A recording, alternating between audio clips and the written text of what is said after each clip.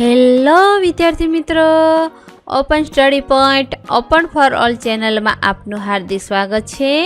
આજે આપણે શીખીશું ધોરણ 7 વિષય સામાજિક વિજ્ઞાન પાઠ 15 લોકશાહીમાં સમાનતા પાઠના સ્વાધ્યાયના પ્રશ્નોના જવાબની સમજ મેળવશું।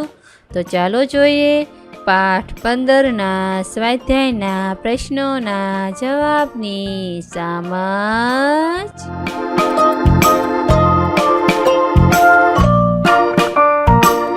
પ્રશ્ન 1, ખાલી જગ્યાઓ પૂરો।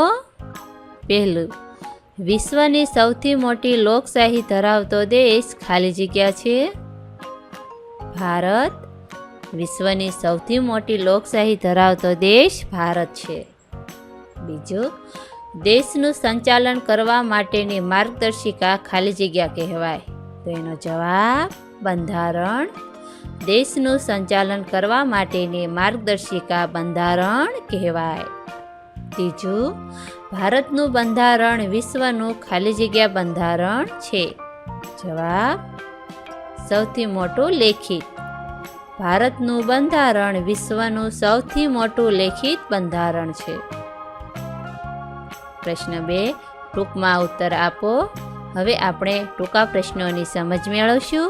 સવાલ 1, લોકશાહી કોને કહેવાય? જવાબ, અમેરિકાના પૂર્વ પ્રમુખ અબ્રાહમ લિંકનના મત અનુસાર લોકો વડે અને લોકો માટે ચાલતા શાસનને તંત્રને લોકશાહી કહેવામાં આવે છે। લોકશાહી એટલે જેમાં લોકોએ મતાધિકારનો ઉપયોગ કરીને ચૂંટેલા પ્રતિનિધિઓ દ્વારા લોકોની ઈચ્છા પ્રમાણે વહીવટ ચાલતો હોય એવી શાસન વ્યવસ્થા। આપણા દેશમાં લોકશાહી શાસન વ્યવસ્થા છે।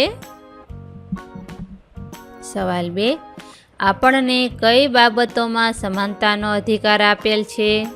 એનો જવાબ, દેશના બધા નાગરિકોને નીચેની બાબતોમાં સમાનતાનો અધિકાર આપેલ છે। પહેલું, જુદા જુદા ધર્મની વ્યક્તિઓમાં સમાનતા, વ્યક્તિગત વિકાસમાં સમાનતા, ભાષા કે બોલીના આધારે સમાનતા, લિંગ આધારિત સમાનતા, શિક્ષણ મેળવવામાં સમાનતા, વિચારોની અભિવ્યક્તિમાં સમાનતા, સરકારી નોકરીઓ, જાહેર રોજગાર, ધંધો, જાહેર સ્થળનો ઉપયોગ, સામાજિક જીવન વગેરે બાબતોમાં સમાનતા। સવાલ 3, વ્યક્તિના સર્વાંગીણ વિકાસ માટે કઈ બાબત જરૂરી છે? વ્યક્તિના સર્વાંગીણ વિકાસ માટે ધર્મ, ભાષા, જાતિ, વંશ, રંગ કે જન્મસ્થળના કોઈ પણ ભેદભાવ વિના સમાનતાના અધિકારનો અમલ કરવો જરૂરી છે। પ્રશ્ન 3, 1-2 વાક્યમાં ઉત્તર આપો। સવાલ 1, મતાધિકાર કોને મળે છે? 18 કે 18 વર્ષથી મોટી ઉંમરના ભારતના દરેક નાગરિકને મતાધિકાર મળે છે। સવાલ 2, ચૂંટણી પંચ શી કામગીરી કરે છે? કોઈ પણ પ્રકારનો ડર રાખ્યા વિના દેશમાં નોંધાયેલ સૌ મતદારો મતદાન કરી શકે એ માટે ચૂંટણી પંચ ખાસ વ્યવસ્થા ગોઠવીને તટસ્થ રીતે ન્યાયી ચૂંટણી કરાવે છે। તે મહિલા અને દિવ્યાંગ મતદારો માટે વિશેષ સુવિધા ઊભી કરે છે। સવાલ 3, બાળ મજૂરી શા માટે અટકાવવી જોઈએ? જવાબ, બાળ મજૂરી એ અસમાનતા છે, બાળકોનું શોષણ છે। બાળ મજૂરી બાળકોના શિક્ષણ મેળવવાના અધિકારનો ભંગ ગણાય છે। વળી 14 વર્ષ કરતાં ઓછી ઉંમરના બાળકને મજૂરીએ રાખવું કાયદાનો પણ ભંગ છે। તેથી બાળ મજૂરી અટકાવવી જોઈએ। પ્રશ્ન 4, ટૂંક નોંધ લખો। સવાલ 1, લોકશાહીમાં સમાનતા। જવાબ, ભારત એક લોકશાહી દેશ છે। સમાનતા એ લોકશાહીનો પાયાનો સિદ્ધાંત છે। ભારતના બંધારણે દેશના સૌ નાગરિકોને સમાનતાનો મૂળભૂત અધિકાર આપ્યો છે। આ હક દ્વારા બધા નાગરિકોને કાયદાની સમાનતા તેમજ કાયદાનું સમાન રક્ષણ આપવામાં આવ્યું છે। ભારતમાં ધર્મ, વંશ, જાતિ, લિંગ, જ્ઞાતિ, ભાષા, રંગ કે જન્મસ્થળના કોઈપણ પ્રકારના ભેદભાવ વિના દરેક નાગરિકને સમાનતાનો હક આપવામાં આવ્યો છે. સૌને સરખા ગણી શિક્ષણ મેળવવાની, વિકાસ કરવાની, ધંધો રોજગાર કરવાની તેમજ ધર્મ પાળવાની સરખી તકો આપવામાં આવી છે. લોકશાહીમાં સમાનતાના અધિકાર દ્વારા સૌ સર્વાંગી વિકાસ સાધી શકે છે.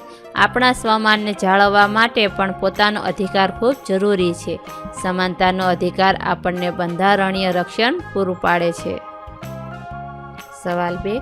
મતાધિકારમાં સમાનતા. ભારતમાં લોકશાહી શાસન વ્યવસ્થા છે. લોકશાહીમાં સરકારની રચના લોકોના મતદાન વડે થાય છે. આ માટે આપણા દેશના બંધારણ 18 કે 18 વર્ષથી મોટી ઉંમરના દરેક નાગરિકને સમાન મતાધિકાર આપ્યો છે. ધર્મ, ભાષા, લિંગ, બોલી કે આર્થિક અસમાનતા વચ્ચે પણ સમાનતાના અધિકાર દ્વારા દરેક નાગરિકને દાન કરવાનો અધિકાર મળેલ છે. મતાધિકાર દ્વારા કોઈ પણ પ્રકારનો ડર રાખ્યા વિના, શરમમાં આવ્યા વિના દેશની મતદાર યાદીમાં નોંધાયેલા બધા નાગરિકો મતદાન કરી શકે છે. ચૂંટણી સમયે વધુમાં વધુ મતદારો પોતાના મતાધિકારનો ઉપયોગ કરે એ માટે ચૂંટણી પંચ પ્રયત્નો કરે છે. મહિલા અને દિવ્યાંગ મતદારો પોતાના મતાધિકારનો ઉપયોગ કરી શકે એ માટે ચૂંટણી પંચ ખાસ વ્યવસ્થા કરે છે. સવાલ 3. બાળમજૂરી અને બાળ અધિકાર. એના વિશે નોંધ લખીએ. વ્યક્તિના સર્વાંગી વિકાસ માટે દરેક બાળકને શિક્ષણ મેળવવાનો મૂળભૂત અને કાનૂની અધિકાર છે. આપણા દેશમાં દરેક બાળકને 6 થી 14 વર્ષ સુધી મફત, ફરજિયાત અને સાર્વત્રિક શિક્ષણ મેળવવાનો કાયદેકીય અધિકાર આપવામાં આવ્યો છે. તેથી 14 વર્ષથી ઓછી ઉંમરના બાળકને મજૂરીએ રાખી શકાય નહીં.